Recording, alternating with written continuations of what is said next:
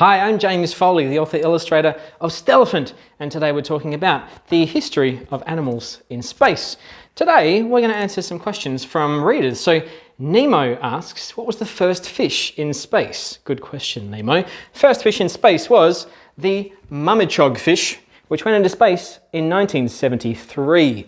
Now, there were two juvenile mummichog fish, which are also called the Atlantic killifish.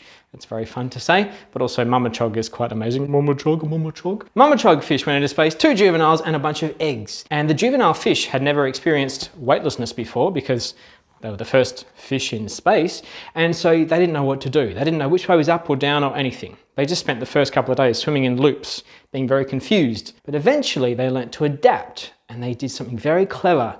What they did was they used a light that was above their tank inside the spacecraft to orient themselves. If they're on Earth, they know that up is where the sun is. So they did the same thing on the spacecraft that they were on, which was called Skylab. You may have heard of this before. So they knew that up was where the light was, and that's how they oriented themselves. Now, there were also some eggs. I mentioned this before. The eggs were developing during weightlessness. By the time they hatched, they knew exactly which way was up because they were using the light while they were still in the egg.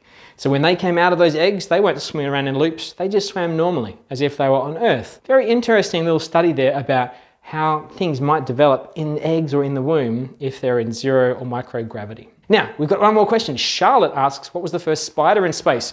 Good question, Charlotte. And coincidentally, was also on the same mission. 1973, the first spiders in space were also on Skylab 3, and their names were Arabella and Anita. And scientists wanted to study if they could spin webs in microgravity.